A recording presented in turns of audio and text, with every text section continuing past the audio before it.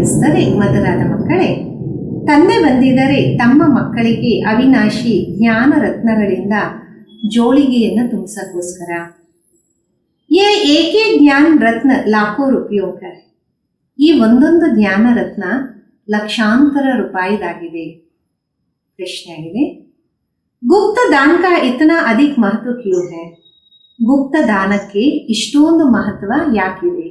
ಉತ್ತರ ಆಗಿದೆ, क्योंकि बाबा तुम्हें अभी गुप्त ज्ञान रत्नों का दान देते, इसे दुनिया नहीं जानती, फिर तुम बच्चे इन ज्ञान रत्नों का दान करने से विश्व की राजाई लेते. ಯಾಕೆಂದರೆ ತಂದೆ ಈಗ ನಿಮಗೆ ಗುಪ್ತ ಜ್ಞಾನ ರತ್ನಗಳ ದಾನವನ್ನು ಕೊಡ್ತಾರೆ. ಇದು ಪ್ರಪಂಚದವರಿಗೆ ಗೊತ್ತಿಲ್ಲ. ತಾವು ಮಕ್ಕಳು ಈ ಜ್ಞಾನ ರತ್ನಗಳ ದಾನವನ್ನ ಮಾಡೋದ್ರಿಂದ ವಿಶ್ವದ ರಾಜ್ಯ ಭಾಗ್ಯವನ್ನ ಪಡಿತೀರಾ. एक भी गुप्त है, ना कोई लड़ाई, ना कोई ಬಾರೂದಾದಿ, ನಾ ಕೋಯಿ ಖರ್ಚ. ಇದು ಸಹ ಗುಪ್ತ ಆಗಿದೆ. ಇಲ್ಲಿ ಜಗಳನೂ ಇಲ್ಲ ಅಥವಾ ಬಂದೂಕು ಇಲ್ಲ, ಯಾವುದೇ ಖರ್ಚಿಲ್ಲ. गुप्त रीति से बाबा ने तुम्हें राजाई दान में दी, इसलिए गुप्त दान का बहुत महत्व है. ಗುಪ್ತ ರೀತಿಯಿಂದ ತಂದೆ ನಿಮಗೆ ರಾಜ್ಯದ ದಾನವನ್ನು ನೀಡಿದರು. ಅದಕ್ಕೋಸ್ಕರ ಗುಪ್ತ ದಾನದ ಬಹಳಷ್ಟು ಮಹತ್ವ ಇದೆ. ಓಂ ಶಾಂತಿ. एक शिव बाबा कहते, एक ब्रह्मा दादा कहते, दोनों का स्वधर्म शांत. ಒಂದು ಕಡೆ ಶಿವ ಬಾಬಾ ತಿಳಿಸ್ತಾರೆ, ಮತ್ತೊಂದು ಕಡೆ ಬ್ರಹ್ಮ ಬಾಬಾ ತಿಳಿಸಿದ್ದಾರೆ. ಇಬ್ಬರ ಸ್ವಧರ್ಮ ಶಾಂತವಾಗಿದೆ. दोनों ही शांति धाम में रहने वाले, तुम बच्चे भी शांति धाम में रहने वाले हो. ಇಬ್ಬರು ಶಾಂತಿಧಾಮದ ನಿವಾಸಿಯಾಗಿದ್ದಾರೆ. ತಾವು ಮಕ್ಕಳು ಸಹ ಶಾಂತಿಧಾಮದಲ್ಲಿ ಇರುವಂತವರಾಗಿದ್ದೀರಾ. निराकार देश में रहने वाले आए हो, साकारी देश में पार्ट बजाए, क्योंकि ये ड्रामा है ना. ನಿರಾಕಾರ ದೇಶದಲ್ಲಿ ಇರುವಂತವರು ಬಂದಿದ್ದೀರಾ ಸಾಕಾರ ದೇಶದಲ್ಲಿ ಪಾತ್ರವನ್ನ ಅಭಿನಯ ಮಾಡೋದಕ್ಕೆ.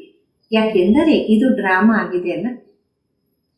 बच्चों को ड्रामा के आदि मध्य अंत का ज्ञान बुद्धि में भरा है, ऊपर से लेकर नीचे तक. ಮಕ್ಕಳಿಗೆ ಡ್ರಾಮಾದ ಆದಿ ಮಧ್ಯ ಅಂತ್ಯದ ಜ್ಞಾನ ಬುದ್ಧಿಯಲ್ಲಿ ತುಂಬಿದೆ, ಮೇಲೆಯಿಂದ ಕೆಳಗಡೆವರೆಗೂ. ऊंच से ऊंच भगवान, उनके बच्चे साथ में बच्चे हैं. इन बातों को अच्छी ರೀತಿ समझो. ಶ್ರೇಷ್ಠಕ್ಕಿಂತ ಶ್ರೇಷ್ಠ ಭಗವಂತ, ಅವರ ಜೊತೆ ಮಕ್ಕಳು. ಈ ವಿಷಯವನ್ನ ಚೆನ್ನಾಗಿ ಅರ್ಥ ಮಾಡ್ಕೊಳ್ಳಿ. तुम्हारे सिवाय ये ज्ञान कोई में है नहीं, तुम पढ़ते हो खुदाई स्कूल में. ತಾವು ಬಿಟ್ಟು ಮತ್ತೆ ಯಾರಿಗೂ ಈ ಜ್ಞಾನ ಇಲ್ಲ. ತಾವು ಓದ್ತಿದ್ದೀರಾ ಭಗವಂತನ ಸ್ಕೂಲಲ್ಲಿ. भगवान वाच, भगवान तो एक ही है, कोई 10-20 भगवान नहीं है. ಭಗವಂತನ ಮಹಾವಾಕ್ಯ, ಭಗವಂತ ಒಬ್ಬರೇ ಆಗಿದ್ದಾರೆ. 10-20 ಭಗವಂತ ಅಂತೂ ಅಲ್ಲವೇ ಅಲ್ಲ. जो भी सब धर्म वाले, उनकी जो भी आत्माएं, सबका एक ही बाप है. फिर बाप सृष्टि रचते तो कहा जाता ಪ್ರಜಾಪಿತಾ ಬ್ರಹ್ಮ. ಯಾವುದೇ ಧರ್ಮದವರಾಗಿರ್ಬೋದು, ಎಲ್ಲರಿಗೆ ಆತ್ಮಗಳು ಒಬ್ಬ ತಂದೆಯನ್ನ ನೆನಪು ಮಾಡ್ತಾರೆ. ಮತ್ತೆ ಸೃಷ್ಟಿಯನ್ನ ರಚನೆ ಮಾಡೋದಕ್ಕೋಸ್ಕರ ಹೇಳಲಾಗತ್ತೆ ಪ್ರಜಾಪಿತಾ ಬ್ರಹ್ಮ. शिव को प्रजापिता नहीं कहेंगे, प्रजा तो जनन मरण में आते हैं ना. ಶಿವನಿಗೆ ಪ್ರಜಾಪಿತಾ ಅಂತ ಹೇಳಲ್ಲ. ಪ್ರಜೆಗಳ ಪಿತಾ ಜನ್ಮ ಮರಣದಲ್ಲಿ ಬರ್ತಾರೆ. आत्मा संस्कार के आधार से जनन मरण में आते हुए चाहिए ಪ್ರಜಾಪಿತಾ ಬ್ರಹ್ಮ. ಆತ್ಮ ಸಂಸ್ಕಾರದ ಆಧಾರದಿಂದ ಜನ್ಮ ಮರಣದಲ್ಲಿ ಬರುತ್ತೆ, ಮತ್ತೆ ಬೇಕು ಪ್ರಜಾಪಿತಾ ಬ್ರಹ್ಮ. गाया हुआ है परम पिता परमात्मा, प्रजापिता ब्रह्मा द्वारा रचना रचते, उसको बुलाया जाता पतित पावन आप. ಗಾಯನನು ಮಾಡಲಾಗತ್ತೆ. ಪ್ರಜಾಪಿತಾ ಪರಂಪಿತಾ ಪರಮಾತ್ಮ ಪ್ರಜಾಪಿತಾ ಬ್ರಹ್ಮನ ಮುಖಾಂತರ ರಚನೆ ಮಾಡ್ತಾರೆ. ಅವರಿಗೆ ಕಳೀರಾಗತ್ತೆ ಪತಿತ ಪಾವನ ಬನ್ನಿ. जब दुनिया पतित बनती और उसका अंत होता, तभी बाबा आते पतित से पावन बनाने. ಯಾವಾಗ ಪ್ರಪಂಚ ಪತಿತ ಆಗತ್ತೆ, ಅದರ ಅಂತ್ಯ ಆಗತ್ತೆ. ಆಗ ತಂದೆ ಬರಬೇಕಾಗತ್ತೆ ಪತಿತರನ್ನ ಪಾವನ ಮಾಡಕ್ಕೋಸ್ಕರ. अब तुम जानते हो बाबा आते भी एक बार है, कब आते नहीं है. अभी तुमको सारी नॉलेज मिला. ಈಗ ನಿಮಗೆ ಗೊತ್ತಾಗಿದೆ ತಂದೆ ಬರೋದು ಒಂದೇ ಸಲ, ಯಾವಾಗೂ ಬರೋದಿಲ್ಲ. ಈಗ ನಿಮಗೆ ಇಡೀ ಜ್ಞಾನ ಸಿಕ್ಕಿದೆ. तुम ड्रामा के एक्टर्स हो ना, ड्रामा के एक्टर्स को सबकी एक्ट का जरूर पता होना चाहिए क्या क्या पार्ट है. ನೀವು ಡ್ರಾಮಾದ ಪಾತ್ರಧಾರಿ ಆಗಿದ್ದರೆ ಡ್ರಾಮಾದ ಪಾತ್ರಧಾರಿಗಳಿಗೆ ಪ್ರತಿಯೊಬ್ಬರ ಬಗ್ಗೆ ಗೊತ್ತಿರಬೇಕು, ಯಾರ್ಯಾರು ಏನೇನು ಪಾತ್ರವನ್ನ ಮಾಡ್ತಾರೆ. वो होता छोटा हद का ड्रामा, उसको तो सबको पता पड़ता, अभी भी देख कर आते हो. ಅದಾಗಿರುತ್ತೆ ಸಣ್ಣದಾದ ಹದ್ದಿನ ಡ್ರಾಮಾ, ಅದರ ಬಗ್ಗೆ ಅಂತೂ ಗೊತ್ತಾಗತ್ತೆ, ಈಗ ತಾವು ನೋಡಿ ಬರ್ತೀರಾ. चाहो तो लिख भी सकते हो, याद कर सकते हो, छोटा सा होता है ना. ಅದು ಬೇಕಿದ್ರೆ ಬರೀಲೂಬಹುದು, ನೆನಪು ಮಾಡಬಹುದು, ಸಣ್ಣದಾಗಿರುತ್ತಲ್ಲ. ये तो बहुत बड़ा बेहद का ड्रामा है जिसको तुम सतयुग से लेके कलियुग अंत तक जानते. ಇದಂತೂ ಅನಂತವಾದ ಡ್ರಾಮಾ, ಇದನ್ನ ತಾವು ಸತ್ಯುಗದಿಂದ ಹಿಡಿದು ಕಲಿಯುಗದ ಅಂತ್ಯದವರೆಗೂ ತಿಳ್ಕೊಂಡಿದ್ದೀರಾ. अभी तुम बच्चे जानते हो हमको बेहद के बाबा से बेहद का वर्षा मिलता, फिर हद के बाप से हद का वर्षा मिलता, हद की प्रॉपर्टी मिलता.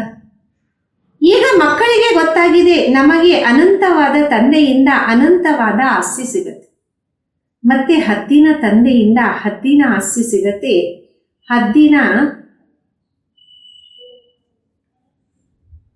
ಪ್ರಾಪ್ತಿಯನ್ನ ಮಾಡ್ಕೊತೀವಿ. बाबा ने समझाया था राजा ये जो बनते वो अगले जन्म में दान पुण्य आदि करने से एक जन्म के लिए राजा बनता, ऐसे नहीं वो दूसरे जन्म में भी बनेंगे. तुम तो सतयुग में राजाए महाराजाए थे. ತಂದೆ ತಿಳಿಸಿದ್ರು, ರಾಜರು ಏನಾಗ್ತಾರೆ, ಅವರು ಇಂದಿನ ಜನ್ಮದಲ್ಲಿ ದಾನ ಪುಣ್ಯವನ್ನ ಮಾಡಿರೋದ್ರಿಂದ ಒಂದು ಜನ್ಮಕ್ಕೋಸ್ಕರ ರಾಜ ಆಗ್ತಾರೆ, ಆ ರೀತಿಯಲ್ಲ ಮತ್ತೊಂದು ಜನ್ಮಕ್ಕೂ ಆಗ್ತಾರೆ ಅಂತ. ತಮಗೆ ಗೊತ್ತಿದೆ ಸತ್ಯುಗದಲ್ಲಿ ತಾವು ರಾಜರು ಮಹಾರಾಜರಾಗಿದ್ರಿ. ऐसे मत समझो तुम्हारी राजाई कोई गुम हो जाती, फिर जब भक्ति मार्ग होता तब भी वहां जास्ती दान पुण्य करते तो वो भी राजाई में आ जाते हैं. ಆ ರೀತಿ ತಿಳ್ಕೊಬೇಡಿ, ನಿಮ್ಮ ರಾಜ್ಯ ಭಾಗ್ಯ ಮರೆಯಾಗ್ಬಿಡತ್ತೆ ಅಂತ. ಭಕ್ತಿ ಮಾರ್ಗ ಆದಾಗ ಅಲ್ಲೂ ಸಹ ಜಾಸ್ತಿ ದಾನ ಪುಣ್ಯವನ್ನ ಮಾಡ್ತೀರಾ, ಅಲ್ಲೂ ಸಹ ರಾಜ್ಯದಲ್ಲೇ ಹೋಗ್ತೀರಾ. ಪರಂತು ಫಿರ್ वो जाते विकारी राजाए, तुम ही जो पूजते सो फिर पूजारी बनते हो. ಆದರೆ ಅಲ್ಲಿ ವಿಕಾರಿ ರಾಜರಾಗ್ಬಿಡ್ತಾರೆ, ತಾವೇ ಏನು ಪೂಜ್ಯರಾಗಿದ್ರಿ ಮತ್ತೆ ಪೂಜಾರಿಗಳಾಗ್ಬಿಡ್ತಾರೆ. फिर भी सुख तो रहता है, दुख तो सिर्फ अभी ही होता. ಆದರೂ ಸುಖ ಅಂತೂ ಇದ್ದೇ ಇರುತ್ತೆ, ದುಃಖ ಈಗ ಮಾತ್ರ ಇರುತ್ತೆ. अभी तमो प्रधान में भी तुमको सुख है, कोई लड़ाई झगड़े की बात नहीं, ये तो बाद में होता, जब लाखों के अंदाज में हो जाता तब लड़ाई आदि शुरू होती. ಆದರೂ ಈಗ ತಮೋ ಪ್ರಧಾನದಲ್ಲೂ ತಾವು ಸುಖವಾಗಿದ್ದೀರಾ, ಇಲ್ಲಿ ತಮಗೆ ಎಂಥದೇ ಜಗಳ ಕಲಹದ ಮಾತೇ ಇಲ್ಲ. ಇವೆಲ್ಲ ನಂತರ ಶುರುವಾಗುತ್ತೆ. ಯಾವಾಗ ಲಕ್ಷಾಂತರ ಸಂಖ್ಯೆ ಆಗ್ಬಿಡತ್ತೆ ಆಗ ಜಗಳ ಯುದ್ಧ ಇವೆಲ್ಲ ಆರಂಭ ಆಗುತ್ತೆ. तुम बच्चों को तो सतयुग त्रेता द्वापर में भी सुख है, जब तमो प्रदान शुरू होता तब थोड़ा सा दुख होता. ತಮ್ಮ ಮಕ್ಕಳಿಗೆ ಸತ್ಯುಗ ತ್ರೇತ ದ್ವಾಪರದಲ್ಲೂ ಸುಖ ಇರುತ್ತೆ, ಯಾವಾಗ ತಮೋ ಪ್ರಧಾನ ಆರಂಭ ಆಗುತ್ತೆ ಆಗ ಸ್ವಲ್ಪ ದುಃಖ ಆಗೋದು ಆಗತ್ತೆ. अब तो है ही तमो प्रधान, बाबा समझाते ये है तमो प्रधान दुनिया. ಈಗಂತೂ ಆಗಿರೋದೇ ತಮೋ ಪ್ರಧಾನ. ತಂದೆ ತಿಳಿಸ್ಕೊಡ್ತಾರೆ ಇದಾಗಿದೆ ತಮೋ ಪ್ರಧಾನದ ಪ್ರಪಂಚ. तुम जानते हो ये बेहद का ड्रामा है, इनसे कोई भी छूट भी नहीं सकता. मनुष्य जब दुख में तंग हो जाते तब कहते भगवान ने ऐसा खेल क्यों रचा. ತಮಗೆ ಗೊತ್ತಿದೆ ಇದು ಅನಂತವಾದ ಡ್ರಾಮಾ, ಇದನ್ನ ಯಾರು ಬಿಡಿಸ್ಕೊಳ್ಳೋದಕ್ಕೆ ಸಾಧ್ಯನೇ ಇಲ್ಲ. ಮನುಷ್ಯ ಯಾವಾಗ ಬಹಳ ದುಃಖದಲ್ಲಿ ಬೇಜಾರಾಗ್ಬಿಡ್ತಾನೆ, ಆಗ ಅಂತಾನೆ, ಏ ಭಗವಂತ, ಈ ಆಟವನ್ನ ಯಾಕೆ ಈ ರೀತಿ ರಚನೆ ಮಾಡಿದೀಯಾ? अगर भगवान रचे ही नहीं तो दुनिया ही नहीं होती, कुछ नहीं होता. ಭಗವಂತ ರಚನೆ ಮಾಡಿಲ್ಲ ಅಂದ್ರೆ ಈ ಪ್ರಪಂಚನೇ ಇರ್ತಿರ್ಲಿಲ್ಲ, ಏನೂ ಇರ್ತಿರ್ಲಿಲ್ಲ. रचयिता रचना तो है ना, उसकी डिटेल भी है, सतयुग से कलयुग अंत तक बाकी थोड़ा रोज है. ರಚಯಿತ ಮತ್ತು ರಚನೆಯಂತೂ ಇದ್ದೇ ಇದೆ, ಅದರ ವಿವರಣೆ ಸತ್ಯುಗದಿಂದ ಕಲಿಯುಗದ ಅಂತ್ಯದವರೆಗೂ ಈಗ ಬಾಕಿ ಸ್ವಲ್ಪ ದಿನಗಳು ಉಳಿದಿದೆ. तुमने प्रैक्टिकल में देखेंगे, पहले से ही तो नहीं दिखाएंगे. ತಾವು ಪ್ರಾಕ್ಟಿಕಲ್ ಅಲ್ಲಿ ನೋಡ್ತೀರಾ, ಮೊದಲೇ ಎಲ್ಲವನ್ನ ತೋರ್ಸಕ್ಕಂತೂ ಆಗೋದೇ ಇಲ್ಲ. 5000 वर्ष का बाकी थोड़ा चक्र है, वो अभी थोड़े ही दिखा देंगे, जब होगा तब उसको भी साक्षी हो दे. 5000 ವರ್ಷದಲ್ಲಿ ಬಾಕಿ ಸ್ವಲ್ಪ ಚಕ್ರ ಮಾತ್ರ ಹೋಗಿ ಮಿಕ್ಕಿದೆ, ಅದು ಇವಾಗೆ ತೋರಿಸ್ತೀವ, ಯಾವಾಗ ಆಗತ್ತೆ ಆಗ ಅದನ್ನ ಸಾಕ್ಷಿಯಾಗಿ ನೋಡೋಣ. जो होना होता वो कल्प पहले माफी कहूंगा, ये तो देखते ही हो तैयारियां हो रही. ಏನು ಆಗ್ಬೇಕು ಕಲ್ಪದ ಹಿಂದೆಯ ಸಮಾನ ಅದು ನಡೆದೇ ನಡೆದು, ಅದನ್ನ ನೋಡ್ತೀವಿ, ತಯಾರಿ ಅಂತೂ ಆಗ್ತಾ ಇದೆ. विनाश तो होगा जरूर, सबकी तैयारी हो रही है, ये ड्रामा में पहले से नोंद है. ವಿನಾಶ ಅಂತೂ ಖಂಡಿತ ಆಗತ್ತೆ, ಎಲ್ಲರ ತಯಾರಿ ಆಗ್ತಿದೆ, ಡ್ರಾಮಾದಲ್ಲಿ ಮೊದಲೇ ಫಿಕ್ಸ್ ಇದೆ. विनाश जरूर होगा, अब तुम बच्चों को बाबा समझाते, तुम्हारी आत्मा जो तमो प्रधान बनी है उसको भी यहाँ सतो प्रधान बनाना, ये तुम अभी समझते हो. ವಿನಾಶ ಅಂತೂ ಖಂಡಿತ ಆಗತ್ತೆ. ಈಗ ಮಕ್ಕಳಿಗೆ ತಂದೆ ತಿಳಿಸ್ಕೊಟ್ಟಿದ್ದಾರೆ, ನಿಮ್ಮ ಆತ್ಮ ಏನು ತಮೋ ಪ್ರಧಾನ ಆಗಿತ್ತು, ಅದನ್ನ ಇಲ್ಲಿ ಸತೋ ಪ್ರಧಾನ ಮಾಡ್ಕೊಳ್ಳಿ, ಅದು ಈಗ ನಿಮಗೆ ಅರಿವಾಗಿದೆ. बाबा गुप्त आते, गुप्त ही तुमको ज्ञान दे रहे, दुनिया में कोई नहीं जानते. ತಂದೆ ಗುಪ್ತ ಆಗಿದ್ದಾರೆ, ಅವರು ಬರೋದು ಗುಪ್ತರೆ, ಜ್ಞಾನವನ್ನು ಗುಪ್ತವಾಗಿ ಕೊಡ್ತಾರೆ, ಪ್ರಪಂಚದವರಿಗೆ ಅರಿವಿಲ್ಲ. गुप्त रीति तुम विश्व का राज्य लेते हो, कोई भी आवाज नहीं, बिल्कुल ही गुप्त दान कहा जाता. ಗುಪ್ತ ರೀತಿಯಲ್ಲಿ ತಾವು ವಿಶ್ವದ ರಾಜ್ಯ ಭಾಗ್ಯವನ್ನ ಪಡಿತೀರ, ಯಾವುದೇ ಶಬ್ದ ಇಲ್ಲ, ಬಿಲ್ಕುಲ್ ಗುಪ್ತ ದಾನ ಅಂತ ಹೇಳಲಾಗತ್ತೆ. बाबा आकर बच्चों को अविनाशी ज्ञान रत्नों का गुप्त दान देते हैं. बाप भी कितना गुप्त है कोई नहीं जानता. ತಂದೆ ಬಂದು ಮಕ್ಕಳಿಗೆ ಅವಿನಾಶಿ ಜ್ಞಾನ ರತ್ನಗಳ ಗುಪ್ತ ದಾನವನ್ನ ಮಾಡ್ತಾರೆ. ತಂದೆ ಎಷ್ಟು ಗುಪ್ತ ಆಗಿದ್ದಾರೆ ಯಾರಿಗೂ ಗೊತ್ತಿಲ್ಲ. ये सब कहाँ जाते, ब्रह्म कुमार कुमारियां क्या करते, कुछ भी समझते नहीं. तुम बच्चे जानते हो बाबा कितना गुप्त है. ಇವರೆಲ್ಲ ಎಲ್ಲಿ ಹೋಗ್ತಾರೆ, ಬ್ರಹ್ಮ ಕುಮಾರ್ ಕುಮಾರಿ ಏನ್ ಮಾಡ್ತಾರೆ, ಏನು ಅರ್ಥ ಆಗಲ್ಲ. ತಮ್ಮ ಮಕ್ಕಳಿಗೆ ಗೊತ್ತಾಗಿದೆ ಬಾಬಾ ಎಷ್ಟು ಗುಪ್ತ ಆಗಿದ್ದಾರೆ. तुम बच्चों को गुप्त विश्व का मालिक बनाते, ना कोई लड़ाई, ना कोई बारूद, ना कोई खर्च. ತಮ್ಮ ಮಕ್ಕಳಿಗೆ ಗುಪ್ತವಾಗಿ ವಿಶ್ವದ ಮಾಲೀಕರಾಗಿ ಮಾಡ್ತಾರೆ, ಇದರಲ್ಲಿ ಯಾವುದೇ ಯುದ್ಧ ಅಥವಾ ಬಾಂಬ್ಸ್ ಆಗಿರಲಿ, ಎಂಥದೇ ಖರ್ಚು ಅನ್ನೋದು ಇಲ್ಲವೇ ಇಲ್ಲ. यहाँ तो ये छोटा गांव लेने में कितना झगड़े मारा मारी चल पड़ती, तो बाबा आकर गुप्त दान देते हैं. ಇಲ್ಲಂತೂ ಒಂದು ಸಣ್ಣ ಹಳ್ಳಿಯನ್ನ ತಗೋಬೇಕು ಅಂದ್ರೆ ಎಷ್ಟು ಜಗಳ ಕಲಹ ನಡೆದು ಬಿಡುತ್ತೆ, ಬಾಬಾ ಬಂದು ಗುಪ್ತ ದಾನವನ್ನ ನೀಡ್ತಾರೆ. ಅವಿನಾಶಿ ಜ್ಞಾನ ರತ್ನೋं से तुम्हारी झोली भरते, कहते भर दो झोली, ಶಿವ ಬೋಲಾ ಬೆಂಡಾರ್. ಅವಿನಾಶಿ ಜ್ಞಾನ ರತ್ನಗಳಿಂದ ನಿಮ್ಮ ಜೋಳಿಗೆಯನ್ನ ತುಂಬಿಸ್ತಾರೆ, ಹೇಳಲಾಗತ್ತೆ ಜೋಳಿಗೆಯನ್ನ ತುಂಬಿಸಿ, ಶಿವ ಮುಗ್ಧ ತಂದೆ ಭಂಡಾರಿ ಅಂತ ಗಾಯನ ಮಾಡಲಾಗುತ್ತೆ. तुम जानते हो शिव बाबा हमारी अविनाशी ज्ञान रत्नों से झोली भर रहे, तो एक एक रत्न लाखों रुपयों का है. ಈಗ ತಮಗೆ ಅರಿವಾಗಿದೆ, ಶಿವ ಬಾಬಾ ನಮ್ಮ ಅವಿನಾಶಿ ಜ್ಞಾನ ರತ್ನಗಳಿಂದ ಜೋಳಿಗೆಯನ್ನ ತುಂಬಿಸ್ತಾರೆ, ಒಂದೊಂದು ರತ್ನ ಲಕ್ಷಾಂತರ ರೂಪಾಯಿ ಆಗಿದೆ. तुम कितने रत्न देते हो फिर तुम कितने दानी बनते हो वो भी गुप्त है. ತಾವು ಎಷ್ಟು ರತ್ನಗಳನ್ನು ಕೊಡ್ತೀರಾ, ಎಷ್ಟು ಗುಪ್ತ ದಾನವನ್ನ ಮಾಡ್ತೀರಾ, ಅದು ಸಹ ಗುಪ್ತನೇ ಆಗೋಯ್ತಲ್ಲ. देवताओं को कितने हथियार बुझाई आदि दे दिया वास्तव में है कुछ भी नहीं. ದೇವತೆಗಳಿಗೆ ಎಷ್ಟೊಂದು ಅಸ್ತ್ರಶಸ್ತ್ರಗಳನ್ನ ಭುಜಗಳನ್ನ ತೋರಿಸ್ಬಿಟ್ಟಿದ್ದಾರೆ. ವಾಸ್ತವದಲ್ಲಿ ಈ ರೀತಿ ಏನೂ ಇಲ್ಲ. सतयुग में देवताओं को इतने बुझाई आदि होते नहीं. कलयुग में कितने अनेक प्रकार के हथियार दे. ಸತ್ಯುಗದಲ್ಲಿ ದೇವತೆಗಳಿಗೆ ಇಷ್ಟೊಂದು ಭುಜಗಳು ಇರೋದೇ ಇಲ್ಲ. ಕಲಿಯುಗದಲ್ಲಿ ಅನೇಕ ಪ್ರಕಾರದ ಅಸ್ತ್ರಶಸ್ತ್ರಗಳನ್ನ ಕೊಟ್ಟಿದ್ದಾರೆ. विनाश के लिए बॉम्ब सहित फिर तलवार बाण आदि क्या करेंगे. तुम कहते हो ज्ञान खड्ग है, ज्ञान तलवार है, तो उन्होंने हथियार समझ लिया है कुछ भी. ವಿನಾಶಕ್ಕೋಸ್ಕರ ಬಾಂಬ್ಸು, ಖಡ್ಗ, ಬಾಣ ಎಲ್ಲ ಕೊಟ್ಟಿದ್ದಾರೆ.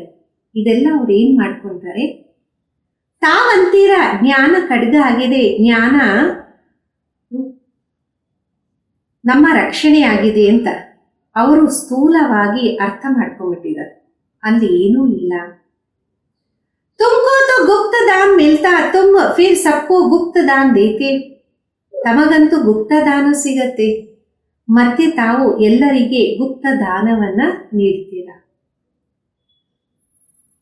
तुम जानते हो बाबा हमको श्रीमत दे रहे, श्रीमत है ही भगवान की. तुम जानते हो हम आते ही नरसे नारायण. ತಮಗೆ ಗೊತ್ತಿದೆ ಬಾಬಾ ನಮಗೆ ಶ್ರೀಮತವನ್ನ ನೀಡ್ತಿದ್ದಾರೆ. ಶ್ರೀಮತ ಆಗಿದೆ ಭಗವಂತನು. ತಮಗೆ ಗೊತ್ತಿದೆ ನಾವು ಬರ್ತೀವಿ ನರನಿಂದ ನಾರಾಯಣ ಆಗಕ್ಕೋಸ್ಕರ. उनको सर्वगुण संपन्न 16 कला संपूर्ण दैवी गुणधारी कहा जाता. दैवी गुण सिर्फ इन देवताओं में होती, फिर कलाएं कम हो जाती. ಅವರಿಗೆ ಸರ್ವಗುಣ ಸಂಪನ್ನ 16 ಕಲಾ ಸಂಪೂರ್ಣ ದೈವಿ ಗುಣಧಾರಿ ಅಂತ ಹೇಳಬಹುದು. ದೈವಿ ಗುಣ ದೇವತೆಗಳಲ್ಲೇ ಇರುತ್ತೆ, ಮತ್ತೆ ಕಲೆಗಳು ಕಡಿಮೆ ಆಗ್ತಾ ಬರುತ್ತೆ. दैवी गुण जैसे तुम संपूर्ण चंद्रमा की रोशनी अच्छी होती फिर कम होती जाती, कम होते होते बाती एकदम पतली लकीर बच जाता, सारा गुम नहीं होता. ಯಾವ ರೀತಿ ಸಂಪೂರ್ಣ ಚಂದ್ರಮನ ಬೆಳಕು ಎಷ್ಟು ಚೆನ್ನಾಗಿರುತ್ತೆ, ಮತ್ತೆ ಕಡಿಮೆ ಆಗ್ತಾ ಹೋಗುತ್ತೆ. ಕಡಿಮೆ ಆಗ್ತಾ ಆಗ್ತಾ ಏಕದಮ್ ಒಂದು ಗೆರೆ ಮಾತ್ರ ಉಳ್ಕೊಳುತ್ತೆ, ಸಂಪೂರ್ಣ ಮಾಯ ಆಗೋದಿಲ್ಲ. लकीर जरूर होती उसको अमावासी कहते, अब तुम्हारी बेहद की बात. ಗೆರೆ ಮಾತ್ರ ಉಳಿಯುತ್ತೆ, ಅದಕ್ಕೆ ಅಮಾವಾಸ್ಯೆ ಅಂತೀವಿ. ಈಗ ನಿಮ್ಮದು ಅನಂತವಾದ ಮಾತಾಗಿದೆ. तुम 16 कला संपूर्ण बनते हो, दिखाते हैं कृष्ण के मुख में माताएं चंद्रमा देगी. ये है साक्षात्कार की बातें जिसकी समझानी बाबा बैठ समझा. ಇದಾಗಿದೆ ಸಾಕ್ಷಾತ್ಕಾರದ ಮಾತು. ಅದನ್ನ ಬಾಬಾ ಕುತ್ಕೊಂಡು ಮಕ್ಕಳಿಗೆ ತಿಳಿಸಿದ್ದಾರೆ. ಈಗ ನೀವು ಸಂಪೂರ್ಣ ಆಗ್ತಾ ಇದ್ದೀರಾ. ತೋರಿಸ್ತಾರೆ, ಶ್ರೀಕೃಷ್ಣನ ಬಾಯಲ್ಲಿ ಮಾತೆ ಚಂದ್ರಮನನ್ನ ನೋಡಿದ್ರು.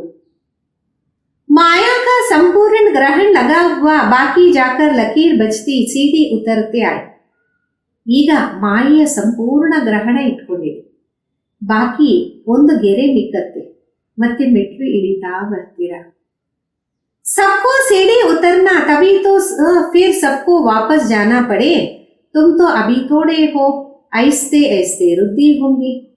ಎಲ್ಲರೂ ಮೆಟ್ಲನ್ನ ಇಳಿಲೇಬೇಕು, ಎಲ್ಲರೂ ವಾಪಸ್ ಹೋಗಲೇಬೇಕು. ಈಗ ನಿಮ್ಮ ಸಂಖ್ಯೆ ಬಹಳ ಕಡಿಮೆ ಇದೆ, ಮೆಲ್ಲ ಮೆಲ್ಲಗೆ ವೃದ್ಧಿ ಆಗ್ತಾ ಹೋಗುತ್ತೆ. पढ़ाई में बहुत नहीं पास होते, तुम्हारे सेंटर भी धीरे धीरे ವೃದ್ಧಿ को पाते जाए. ವಿದ್ಯೆಯಲ್ಲಿ ಎಲ್ಲರೂ ಪಾಸ್ ಆಗೋದಿಲ್ಲ, ತಮ್ಮ ಸೆಂಟರ್ ಅಲ್ಲೂ ಮೆಲ್ಲ ಮೆಲ್ಲಗೆ ವೃದ್ಧಿ ಪಡಿತಾ ಹೋಗುತ್ತೆ. समय नाजुक आता जाएगा, फिर समझेंगे इनों में क्या है. दिन प्रतिदिन वृद्धि को पाते रहते. अभी कहते हमने समझा था, ये कहाँ तक चलेगा, खत्म हो जाएगा. ಸಮಯ ಬಹಳ ನಾಜೂಕಾಗತ್ತೆ. ಮತ್ತೆ ಅನ್ಕೊಂತಾರೆ, ಇವ್ರದ್ದೇನು ದಿನ ಪ್ರತಿದಿನ ವೃದ್ಧಿ ಪಡಿತಾ ಇದ್ದಾರಲ್ಲ. ಬಾಬಾ ಅಂತಾರೆ, ಅವ್ರಿಗೂ ಅರ್ಥ ಆಗತ್ತೆ. ಅವ್ರಂತಾರೆ, ನಾವು ಅನ್ಕೊಂಡಿದ್ವಿ ಇವ್ರದ್ದು ಎಲ್ಲಿವರೆಗೂ ನಡೆಯತ್ತೆ, ಸಮಾಪ್ತಿ ಆಗ್ಬಿಡತ್ತೆ ಅಂತ. शुरू में इस डर से बहुत भाग गए, पता नहीं क्या होगा, ना यहाँ के ना वहां के रहेंगे, इससे तो भागो, भाग गए, फिर उसमें से आते रहे. ಆರಂಭದಲ್ಲಿ ಬಹಳಷ್ಟು ಭಯಪಟ್ಟು ಓಡೋದ್ರು. ಅನ್ಕೊಂಡ್ರು, ನಾವು ಈ ಕಡೆಗೂ ಇಲ್ಲ ಆ ಕಡೆಗೂ ಇಲ್ಲ, ಗೊತ್ತಿಲ್ಲ ಏನಾಗತ್ತೋ, ಅದಕ್ಕೆ ಓಡೋದ್ರು.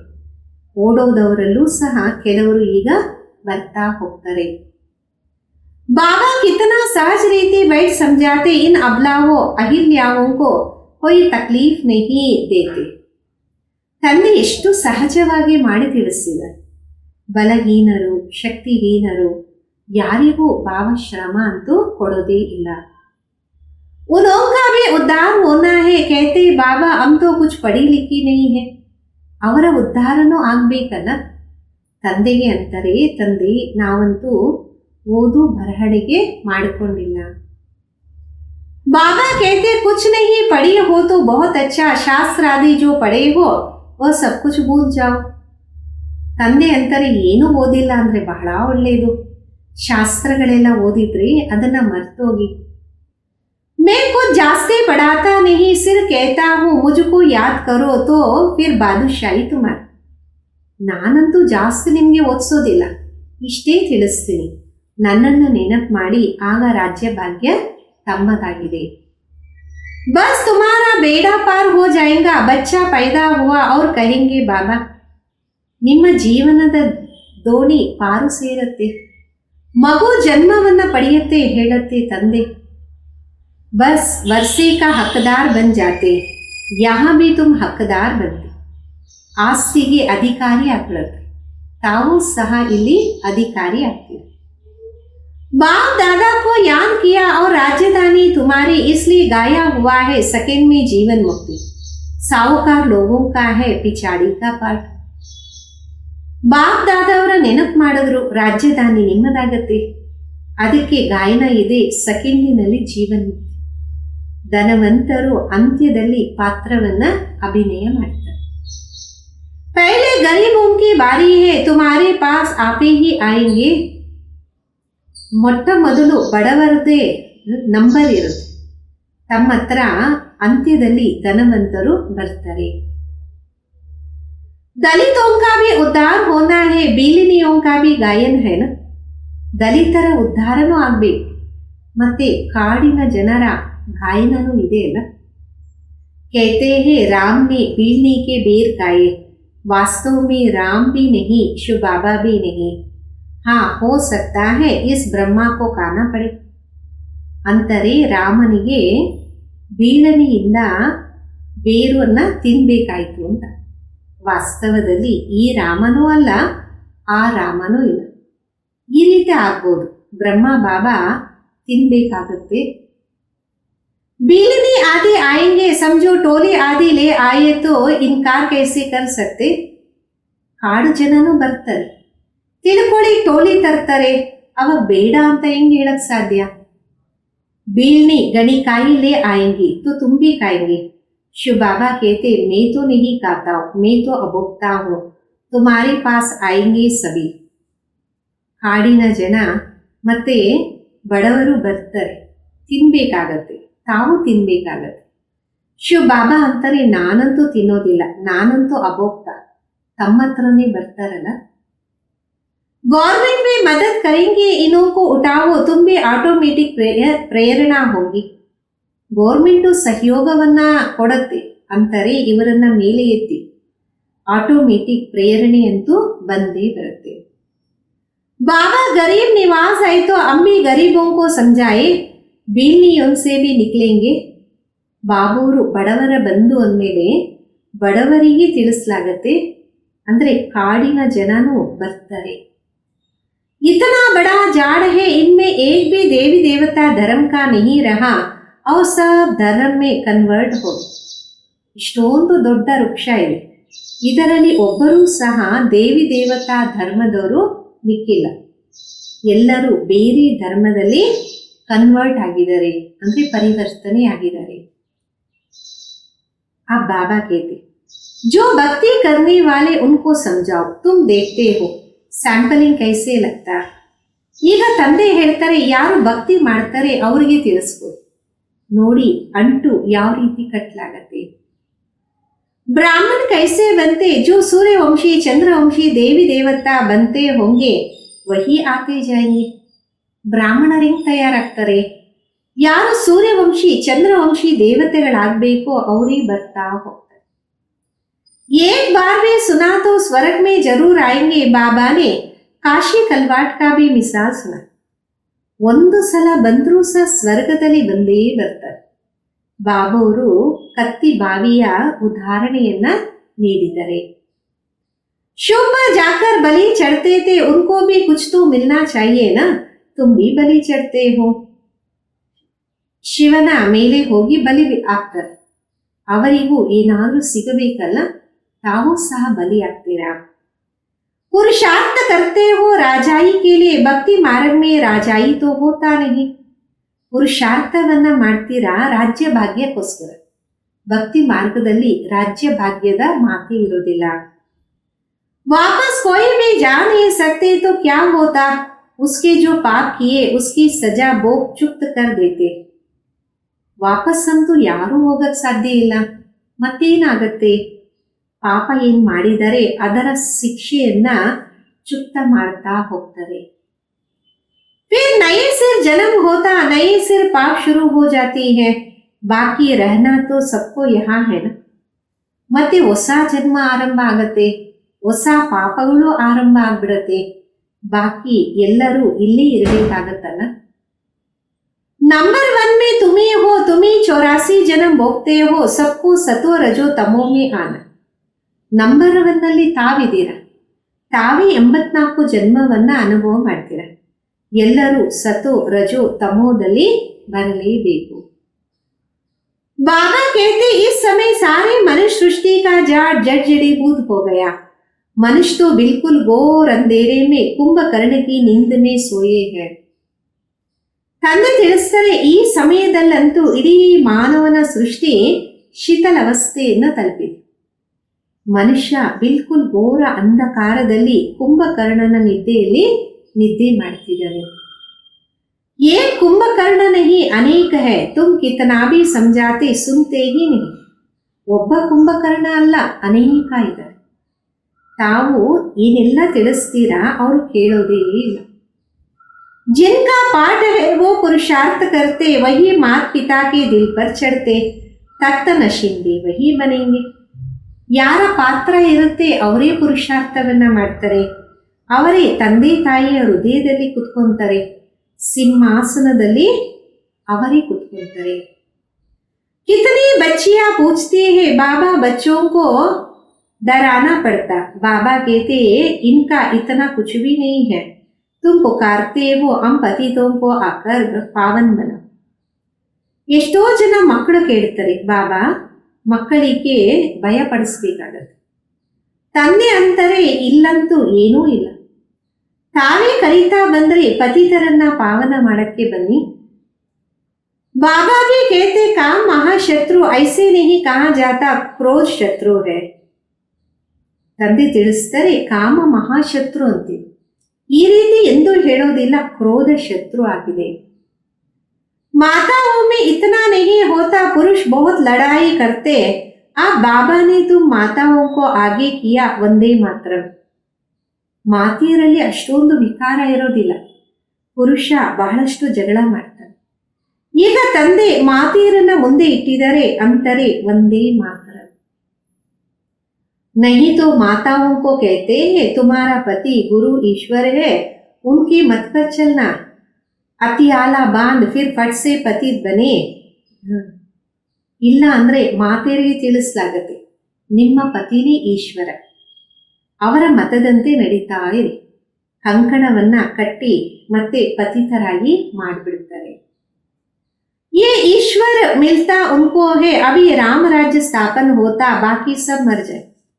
ಈಗ ಈಶ್ವರ ನಿಮಗೆ ಸಿಕ್ಕಿದೆ, ರಾಮ ರಾಜ್ಯದ ಸ್ಥಾಪನೆ ಆಗ್ತಿದೆ, ಮತ್ತೆಲ್ಲರೂ ಸಹ ಸಾಯಲೇಬೇಕು. बाबा ने समझाया विनाश काले विपरीत बुद्धि विनाश काले प्रिय बुद्धि तुम्हारी परम पिता परमात्मा से प्रिय बुद्धि है. ತಂದೆ ತಿಳಿಸ್ಕೊಟ್ಟಿದ್ದಾರೆ, ವಿನಾಶ ಕಾಲದಲ್ಲಿ ವಿಪರೀತ ಬುದ್ಧಿ, ವಿನಾಶ ಕಾಲದಲ್ಲಿ ಪ್ರಿಯ ಬುದ್ಧಿ. ತಮ್ಮದಂತೂ ಪರಂಪಿತ ಪರಮಾತ್ಮನ ಜೊತೆ ಪ್ರಿಯವಾದ ಬುದ್ಧಿಯಾಗಿದೆ. तुम्हारी आत्मा जानती शिव बाबा इनमें आते इन द्वारा हम सुन रहे हैं कितनी छोटी बिंदी है. ನಿಮ್ಮ ಆತ್ಮಕ್ಕೆ ಅರಿವಿದೆ, ಶಿವ ಬಾಬಾ ಇವರಲ್ಲಿ ಬಂದಿದ್ದಾರೆ, ಇವರ ಮುಖಾಂತರ ನಮ್ಗೆಲ್ಲವನ್ನ ತಿಳಿಸಿದರೆ ಎಷ್ಟು ಸಣ್ಣದಾದ ಬಿಂದು ಅಲ್ವಾ. शिव बाबा का ये टेम्पररी रथ है, इनके द्वारा ये रुद्र ज्ञान यज्ञ रचते हैं जो बढ़ता ही जाएगा. बच्चे की बूंद बूंद से तला बढ़ता रहता है. ಶಿವ ಬಾಬಾವ್ರದು ಇದು ಟೆಂಪರವರಿ ರಥ. ಇವರ ಮುಖಾಂತರ ರುದ್ರ ಜ್ಞಾನ ಯಜ್ಞವನ್ನ ರಚನೆ ಮಾಡಲಾಗತ್ತೆ. ಅದು ಬೆಳೀತಾ ಹೋಗುತ್ತೆ. ಮಕ್ಕಳ ಒಂದೊಂದು ಹನಿಯಿಂದ ಕೊಳ ತುಂಬುತ್ತಾ ಹೋಗುತ್ತೆ. बच्चे अपना सफल करते रहते क्योंकि जानते ये तो सब कुछ मिट्टी में मिल जाना है, कुछ भी रहना नहीं.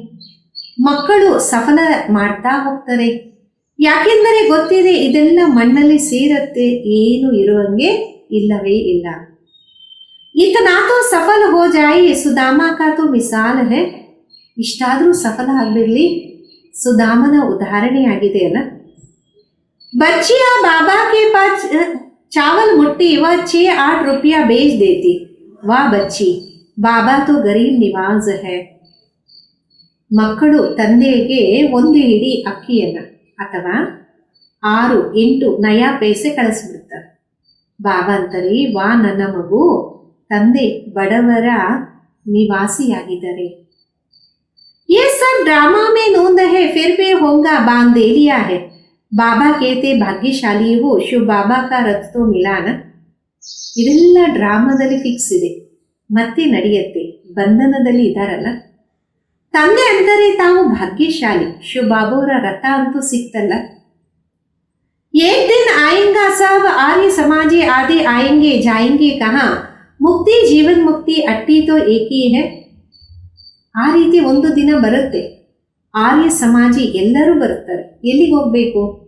ಮುಕ್ತಿ ಜೀವನ್ ಮುಕ್ತಿಯ ಸ್ಥಾನ ಇದೊಂದೇ ಆಗಿದೆ ಅಲ್ಲ. सजाए खाकर सबको मुक्ति में जाना है, ये है कयामत का समय, सब वापस जाएंगे. ಶಿಕ್ಷೆಯನ್ನ ಪಡೆದು ಎಲ್ಲರೂ ಮುಕ್ತಿಯನ್ನ ತಲುಪ್ತಾರೆ. ಇದು ಅಂತಿಮ ಸಮಯ ಆಗಿದೆ, ಎಲ್ಲರೂ ವಾಪಸ್ಸು ಹೋಗಲೇಬೇಕು. ये है साजन की बारात, कैसे बारात जाएंगी, वो भी साक्षात्कार होगा, तुम्हारे सिवाय कोई देख ना सके. ಇದಾಗಿದೆ ಪ್ರಿಯತಮೆಯ ಮೆರವಣಿಗೆ. ಯಾವ ರೀತಿ ಮೆರವಣಿಗೆ ಹೋಗುತ್ತೆ, ಅದೆಲ್ಲ ಸಾಕ್ಷಾತ್ಕಾರ ಆಗತ್ತೆ. ತಾವು ಬಿಟ್ಟು ಮತ್ತಾರೂ ಸಹ ನೋಡೋದಕ್ಕೆ ಸಾಧ್ಯನೇ ಇಲ್ಲ. अच्छा, मीठे मीठे सिखिलदे बच्चों प्रति माता पिता बाप दादा का याद प्यार और गुड मॉर्निंग. रूहानी बाप की रूहानी बच्चों को नमस्ते. हम रूहानी बच्चों की रूहानी माता पिता बाप दादा को याद प्यार गुड मॉर्निंग और नमस्ते. धारणेಗೋಸ್ಕರ मुख्य सार ಮೊದಲನೇದು, बाप द्वारा ज्ञान का जो गुप्त दान मिला है उसकी वैल्यू को समझ अपनी झोली ज्ञान रत्नों से भरपूर करना, सबको गुप्त दान देते रहना. ತಂದೆಯ ಮುಖಾಂತರ ಜ್ಞಾನದ ಗುಪ್ತ ದಾನ ಸಿಕ್ಕಿದೆ. ಅದರ ಮಹತ್ವವನ್ನ ಅರಿತು ತಮ್ಮ ಜೋಳಿಗೆಯನ್ನ ಜ್ಞಾನ ರತ್ನಗಳಿಂದ ತುಂಬಿಸ್ಕೋಬೇಕು. ಎಲ್ಲರಿಗೂ ಗುಪ್ತ ದಾನವನ್ನ ಮಾಡ್ತಾ ಮುಂದುವರಿಬೇಕಾಗಿದೆ. ಎರಡನೇದು, इस कयामत के समय जबकि वापस जाना है तो अपना सब कुछ सफल करना, प्रिय बुद्धि बनना, मुक्ति जीवन मुक्ति का रास्ता सबको बताना. ಇದು ಅಂತಿಮ ಸಮಯ ಆಗಿದೆ, ಎಲ್ಲರೂ ವಾಪಸ್ ಹೋಗ್ಬೇಕು, ತನ್ನದೆಲ್ಲ ಸಫಲ ಮಾಡ್ಕೋಬೇಕು, ಪ್ರಿಯ ಬುದ್ಧಿಯಾಗಿ ಇರಬೇಕು, ಮುಕ್ತಿ ಜೀವನ್ ಮುಕ್ತಿಯ ದಾರಿಯನ್ನ ಎಲ್ಲರಿಗೂ ತಿಳಿಸಬೇಕಾಗಿದೆ. ವರದಾನ, भोलेपन के साथ ऑलमाइटी अथॉरिटी बन माया का सामना करने वाले ಶಕ್ತಿ ಸ್ವರೂಪ ಭವ. ಮುಗ್ಧತನದ ಜೊತೆಗೆ ಸರ್ವಶಕ್ತಿವಂತರಾಗಿ ಮಾಯೆಯನ್ನ ಎದುರಿಸುವಂತವರು ಶಕ್ತಿ ಸ್ವರೂಪ ಭವ. कभी कभी बोलापन बहुत भारी नुकसान कर देता है. ಸರಳತಾ ಬೋಲಾ ರೂಪ ಧಾರಣ ಕರ್ಲಿ. ಕೆಲವೊಮ್ಮೆ ಮುಗ್ಧತನ ಬಹಳಷ್ಟು ಲಾಸ್ ಮಾಡುತ್ತೆ. ಸರಳತೆ ಮುಗ್ಧತೆಯ ಧಾರಣೆಯನ್ನ ಮಾಡಿಸ್ಬಿಡುತ್ತೆ. ಲೇಕಿನ್ ಐಸಾ ಬೋಲಾ नहीं बनो जो सामना नहीं कर सको. सरलता के साथ सामने और सहन करने की शक्ति चाहिए. ಆ ರೀತಿ ಮುಗ್ಧರಾಗಬೇಡಿ, ಎದುರಿಸಕ್ಕೆ ಆಗದೇ ರೀತಿ. ಸರಳತೆಯ ಜೊತೆಗೆ ಎದುರಿಸುವ ಸಹನೆ ಮಾಡುವ ಶಕ್ತಿನೂ ಅವಶ್ಯಕತೆ ಇದೆ. जैसे बाप भोलानाथ के साथ ऑलमाइटी अथॉरिटी है, ऐसे आप भी भोलापन के साथ साथ शक्ति स्वरूप भी बनो. ಯಾವ ರೀತಿ ತಂದೆ ಮುಗ್ಧ ಅದರ ಜೊತೆಗೆ ಸರ್ವಶಕ್ತಿವಂತರೂ ಆಗಿದ್ದಾರೆ, ಅದೇ ರೀತಿ ತಾವು ಸಹ ಮುಗ್ಧತೆಯ ಜೊತೆಗೆ ಶಕ್ತಿ ಸ್ವರೂಪರಾಗಿ. तो माया का गोला नहीं आएगा, माया सामना करने के बजाय ನಮಸ್ಕಾರ कर देंगे. ಆಗ ಮಾಯೆಯ ಪೆಟ್ಟು ನಿಮಗೆ ಬೀಳೋದಿಲ್ಲ. ಮಾಯೆಯನ್ನ ಎದುರಿಸುವ ಬದಲು ಮಾಯೆ ನಿಮಗೆ ನಮಸ್ಕಾರವನ್ನ ಮಾಡಿ ಹೋಗುತ್ತೆ. ಶ್ಲೋಕದಾಗಿದೆ, अपने दिल में याद का झंडा लहराओ तो प्रत्यक्षता का झंडा लहरा जाएगा. ನಿಮ್ಮ ಹೃದಯದಲ್ಲಿ ನೆನಪಿನ ಬಾವುಟವನ್ನ ಆರಿಸಿ, ಆಗ ಪ್ರತ್ಯಕ್ಷದ ಬಾವುಟ ಹಾರ್ತಾ ಹೋಗುತ್ತೆ. ಅವ್ಯಕ್ತ ಇಶಾರೆ. ज्वाला स्वरूप में रहकर शक्तिशाली याद का अनुभव कर. ಜ್ವಾಲಾ ಸ್ವರೂಪದ ಸ್ಥಿತಿಯಲ್ಲಿ ಸ್ಥಿತರಾಗಿ ಶಕ್ತಿಶಾಲಿ ನೆನಪಿನ ಅನುಭವವನ್ನ ಮಾಡಿ. विशेष याद की यात्रा को पावरफुल बनाओ. ಜ್ಞಾನ ಸ್ವರೂಪಕ್ಕೆ ಅನುಭವಿ ಬನ್ನಿ. ವಿಶೇಷವಾಗಿ ನೆನಪಿನ ಯಾತ್ರೆಯಲ್ಲಿ ಪವರ್ಫುಲ್ ಆಗಿ ಜ್ಞಾನ ಸ್ವರೂಪದ ಅನುಭವಿಗಳಾಗಿ. आप श्रेष्ठ आत्माओं की शुभ वृत्ति, कल्याण की वृत्ति और शक्तिशाली वातावरण अनेक तड़पती हुई भटकती हुई पुकारने वाली आत्मा को आनंद शांति शक्ति की अनुभूति करें. ತಾವು ಶ್ರೇಷ್ಠ ಆತ್ಮಗಳು ತಮ್ಮ ಶುಭ ವೃತ್ತಿ ಕಲ್ಯಾಣದ ವೃತ್ತಿಯಿಂದ ಶಕ್ತಿಯ ವಾತಾವರಣದಿಂದ ಅನೇಕ ತಡಪಡಿಸುತ್ತಿರುವಂತಹ ಅಲಿತಿರುವಂತಹ ಕೂಗ್ತಿರುವಂತಹ ಆತ್ಮಗಳಿಗೆ ಆನಂದ ಶಾಂತಿ ಶಕ್ತಿಯ ಅನುಭವ ಮಾಡಿಸಿ. ಓಂ ಶಾಂತಿ.